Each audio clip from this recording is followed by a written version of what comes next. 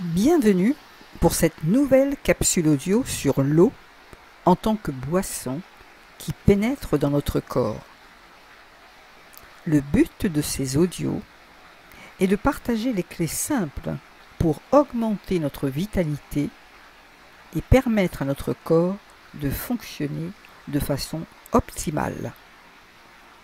Faut-il rappeler que l'eau est la seule boisson indispensable pour le corps?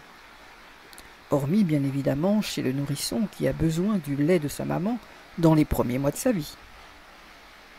Et que l'eau que nous buvons doit être la plus pure possible.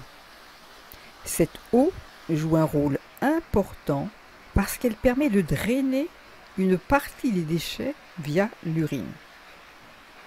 Quand on entend le slogan « Buvez, éliminez », c'est vrai, mais cela nécessite quelques explications. L'eau n'élimine rien par elle-même et boire beaucoup d'eau vous fera 1. Uriner beaucoup d'urine claire comme de l'eau et 2.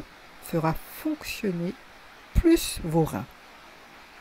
En effet, lors d'un apport d'eau en excès, les reins commencent l'élimination 30 minutes après.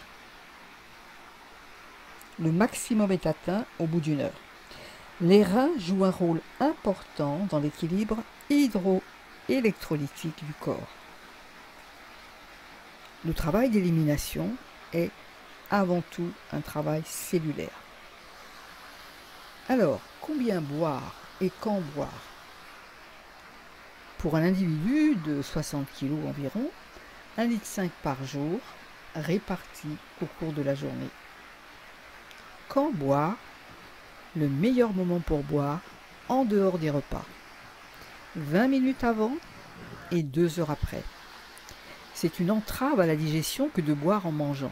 Ou pire, boire un grand verre d'eau juste après le repas. L'estomac n'est pas une passoire. Cette eau bue en mangeant dilate la poche gastrique, dilue les sucs digestifs, rend la digestion plus longue. Ce sont des explications que je donne régulièrement en consultation. Et la mise en pratique entraîne rapidement un confort digestif, moins de ballonnement, d'éructation, de gaz. Je le répète encore, l'eau apportée au corps doit être la plus pure possible.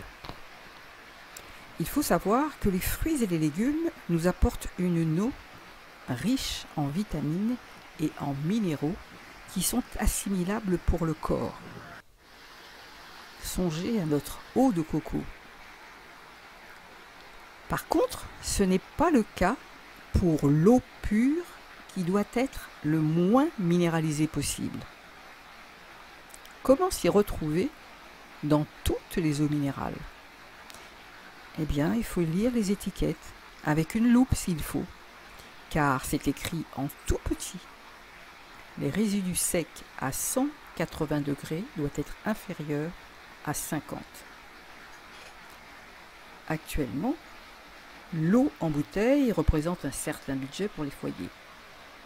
Et pour augmenter la qualité de l'eau du robinet, voici 5 moyens que je recommande, les utilisant moi-même.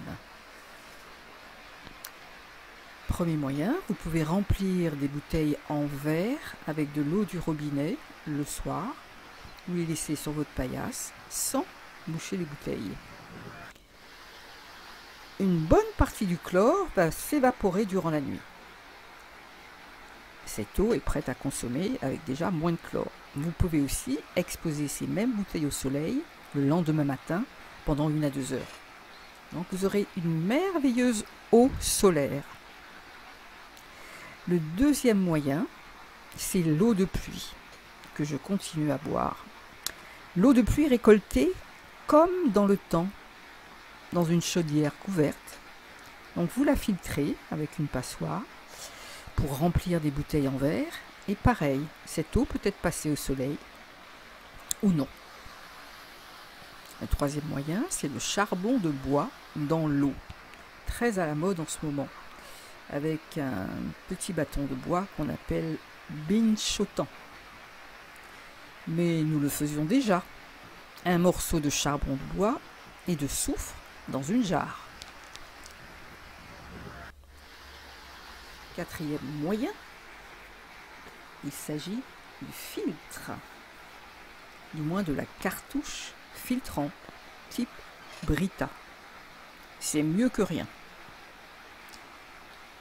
Dernier moyen que je vous propose, le distillateur d'eau, petit appareil peu onéreux qui vous permet d'obtenir 4 litres d'eau pure.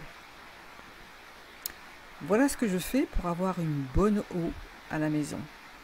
Maintenant, il y a plein d'autres dispositifs. Appareil à osmose inversée, appareil Kangen, appareil violet.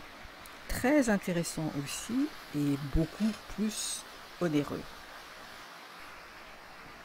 En conclusion, l'eau est importante parce qu'elle emporte et non parce qu'elle apporte.